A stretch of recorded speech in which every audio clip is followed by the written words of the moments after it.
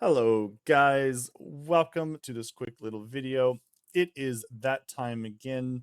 RuneScape is an evolving, ever-changing game, and the guide needs to evolve and change with it, or I will fade into obscurity and irrelevance.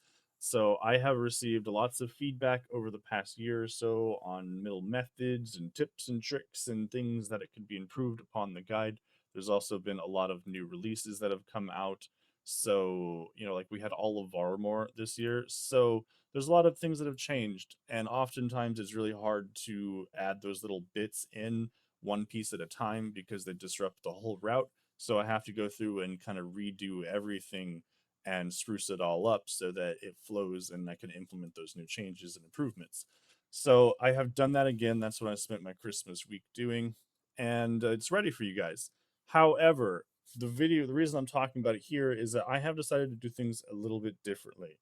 I'm going to release it in a beta before I move it out to the full main page release. And the reason for this is just simply so I can receive feedback and thoughts on it to help catch any mistakes and errors that I came up with before I replace the full page with it. Also, it's not fully completed at the time of this recording. It's, December 28th, 2025.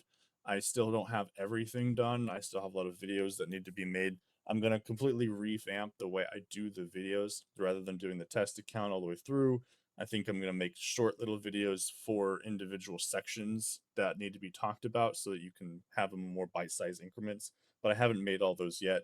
However, by releasing it in beta, I can get it out to you earlier, have people test it without me having to go through the whole process and finish it out, and then find out I messed something up. So, the other reason I'm releasing in beta first is that I didn't end up doing a test account all the way through this time. I just don't have it in me to go all the way through to Song of the Elves on an account I'm never going to play again. And especially since the later half or so of the guide hasn't really changed that much. Most of the biggest improvements and route changes were in the early game, mostly having to do with the Auburnvale sawmill changing up a lot of things. You no longer get the Ring of Elements. I'll talk about this in a little second, but I've decided to go into beta. I'll leave it here for a little while. Okay, so I wanted to cover a couple things. If you're following this guide, you're starting out fresh and new. I want to emphasize that this new route is definitely better than the previous one. Not that the previous one was bad. It's just this one is the bigger brother of the previous one. I've taken all the lessons I've learned, all the improvements, everything is rolled into this one. So it is a much better route, and I do recommend you follow it. However, because it is beta, please also give me feedback. Don't assume that if something feels weird, ask you to do a quest that you don't have the quest requirements for, or something is too hard, or for some reason something doesn't make sense, know that it's not necessarily you. I might have made a mistake. That's the whole reason I'm asking for your feedback. So please reach out on the Ultimate Iron Man Discord. There is a channel on the Ultimate Iron Man Discord that's ultimate UIM walkthrough feedback, and go in there. I am Tammy Bro on there. I actually retired, unretired my Tammy Bro account. This is my normal Iron Man, so I decided to pull it out and play it here because that's my namesake. But I haven't played this account in many years, really, because I switched to the Ultimate Iron Man game mode and haven't really gone back. But my Ultimate Iron Man is not really geared up in such a way that I want to do it for this quick video. I didn't want to bother. But either way, we've got that. Now, this route has a lot of things that have improved that I wanted to touch on in case you're wondering like what's different, because you won't know just looking at it what's so different about it. So I have a little list that I'm going to go over. Okay, so first of all, the early game is about the same. Everything through Wilderness Agility hasn't changed at all. You still want to get that early game agility. You still want to get those hit points to do the wilderness tank, everything like that.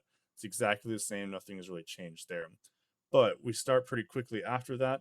We now get protection from melee with questing experience rather than doing the blue dragons. So that's a great improvement. We're taking advantage of this route doing boneyard. In the past, we didn't do boneyard. So we had to do blue dragons to get 43 prayer, but now I have boneyard at the start, so we don't need to do that. But I wasn't going to change it, so that's how it was. So also, next up we have smithing. You do smithing with ice gloves now. We don't have to do smithing early and then come back with ice gloves and do it with the bucket of water. I routed it differently so that we now train mining, get the ice gloves, and then do all smithing, and then buy a rune pouch. Whenever it tells you don't buy a rune pouch, it is for a reason. It's so that whenever you get to smithing, you don't have the rune pouch. You don't have to like death bank or something. You have a completely clean inventory. That's why we don't buy the rune pouch early. It also makes it so that when you do Wintertod and Temperos, you don't have the rune pouch taking up an inventory slot. That's less big of a deal, but it's a free inventory slot. Next up, this route now does Temperos, and it does Wintertod, but does those to train construction and also to get the combat achievements. So the previous route didn't train the combat achievements really, but I realized that it really is worth it to get the combat diary before you get a defender from the Warriors Guild. So we do that. That's why you do Temperos.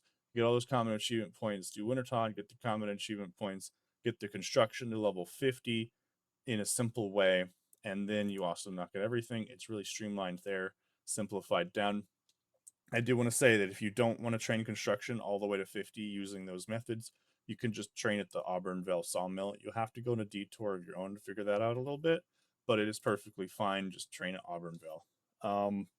Okay, so the biggest change overall that has the most impact is actually the Auburnvale sawmill.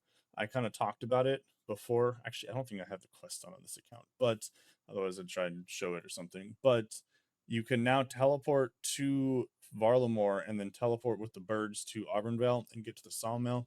It's really fast. It's a little bit slower than like the Ring of Elements, but the advantage is you don't have to get a Ring of Elements, and that's a pretty big detour that you had to make in the previous route. So now we don't do that at all. That means all those pearls that you put on the ring now go straight to your Raiments of the Eye set later on. You don't need to waste them on a ring that's going to get dropped. It's a really big improvement and is a big reason why I decided to do this whole overhaul. Okay, we also now go for 82 construction rather than 80. That means that we can more reliably boost for the master stash units later on, which is important for the Slayer helm. Slayer section now goes to level 58 rather than 50, so that you can get that Slayer helm. It also means you can get a Dragon Defender without worrying about it so much, because you'll be able to store the Dragon Defender because you'll be able to make the master stash unit with the T boost rather than a stew boost. So these are just things that are really nice improvements. We also get Barrow's gloves before Slayer. I have decided that I think it's actually better to do the Barrow's gloves and everything before Slayer. There, because of the Metal Dragons change, it's kind of a mix up. Both are fine, but what really put me over the edge, tipped the scales, was that I realized that if we do the Barrow's gloves first, that also means we can do Dragon Slayer and other combat quests like Dragon Slayer and Heroes Quest. You can do those before you start combat training, which means that whenever you do your combat training, you can also switch to Dragon Battle Axe for a super strength effect. Like there's a lot of follow-on benefits, and the downside of having Metal Dragon tasks is not really as big of a deal anymore. So I actually switched that up. That was a lot of order changes, but I had to get through it. We also don't do Guardians of the Rift until right at the end before Mornings in Part 2.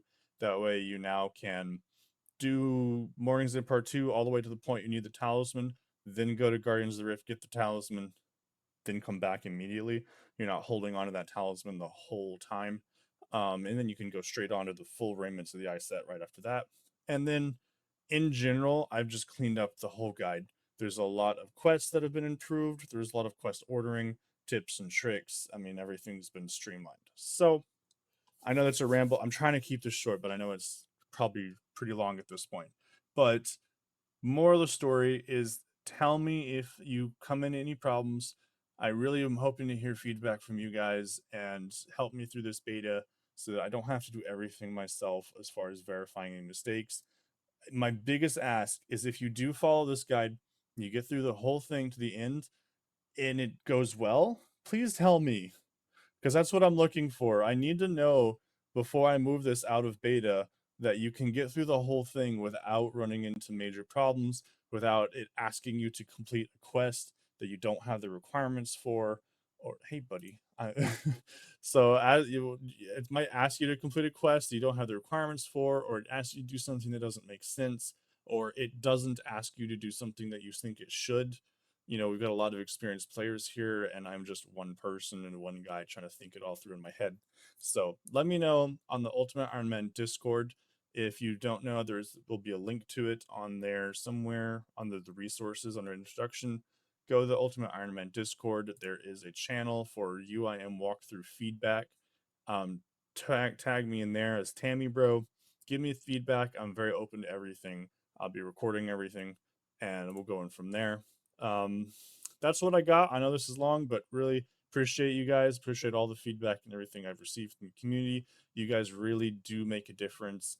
I listen to what everybody says, and so many things have been changed and improved based on what I've heard from other people.